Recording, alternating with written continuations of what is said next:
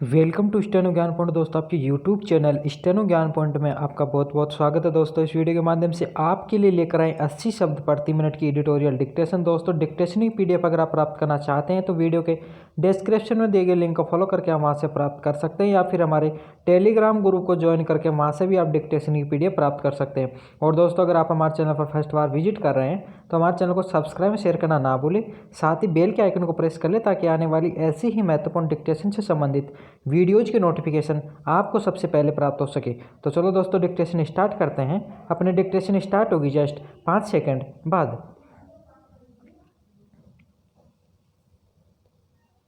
Yes start.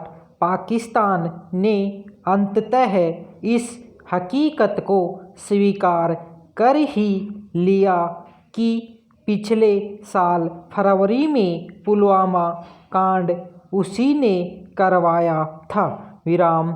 Imran Khan सरकार के मंत्री फवाद चौधरी की इस सनसनीखेज स्वीकारोक्ति ने पाकिस्तान को एक बार फिर बेनकाब कर डाला।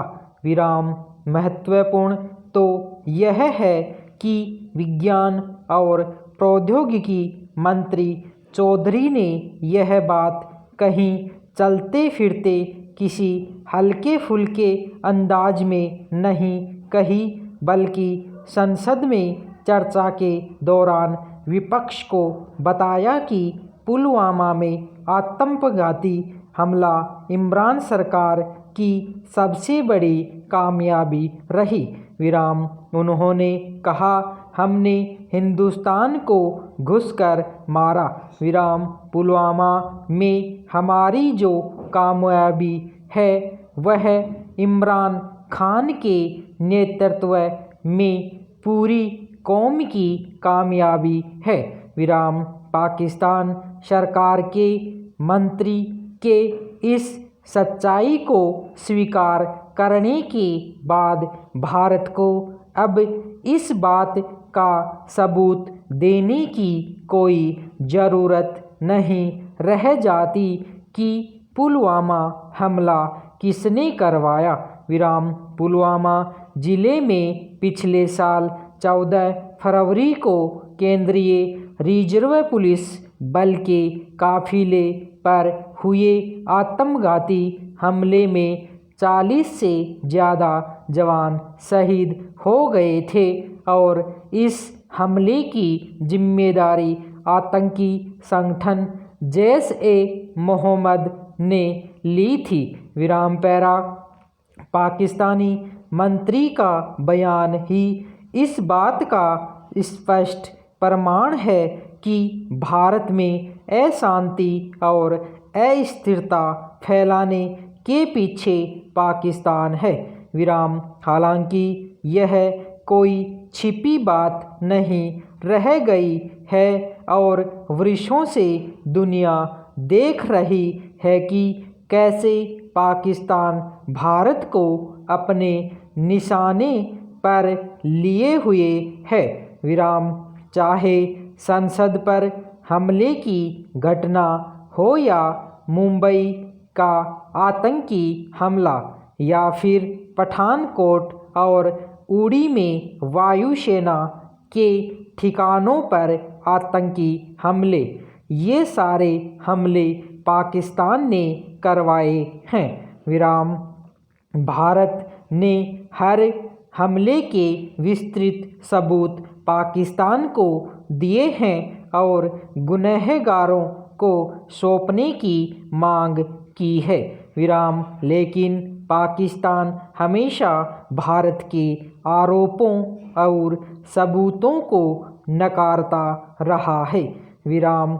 लेकिन अब तो इमरान खान के मंत्री खुद ही बता रहे हैं कि उनकी सरकार की उपलब्धियां क्या हैं। विराम। हाल में पाकिस्तान मुस्लिम लीग के एक सांसद एयाज सादिक ने यह रहस्योद्घाटन किया कि विंग कमांडर अभिनंदन की रिहाई को लेकर सेना प्रमुख से लेकर विदेश मंत्री तक किस कदर घबराए हुए थे।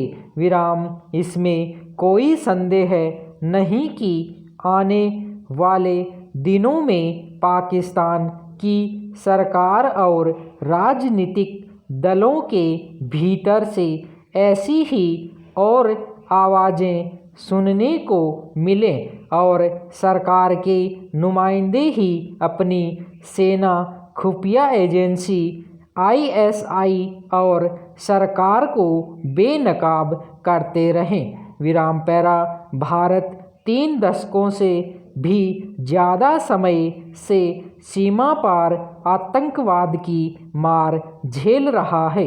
विराम। पाकिस्तान ने पहले पंजाब में खालिस्तानी आंदोलन को हवा दी और आतंकवाद फैलाया और उसके बाद कश्मीर को निशाना बनाया। विराम।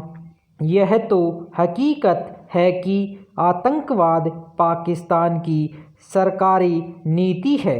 विराम। इसीलिए उसका करीबी मददगार अमेरिका तक उसे आतंकवाद का गढ़ कहता रहा है। विराम।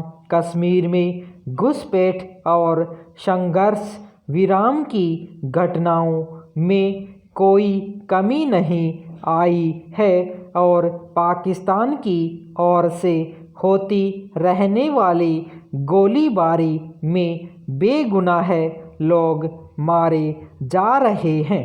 विराम। चीनी ड्रोनों की मदद से कश्मीर में आतंकियों को हथियार पहुंचाए जा रहे हैं। विराम। हाल में दिल्ली में अमेरिका के रक्षा और विदेश मंत्री की भारतीय समकक्षों के साथ हुई बैठकों में भी सीमा पार आतंकवाद का मुद्दा उठा। विराम। पाकिस्तानी मंत्री के कबूलनामे से एक बात तो साफ हुई है कि आतंकवादी संगठनों पर पाकिस्तान सरकार पूरी तरह से मेहरबान है। विराम। वित्तीय कार्रवाई कार्यबल के दबाव के बावजूद आतंकी संगठनों का पनपना सरकार की मंशा को उजागर करता है।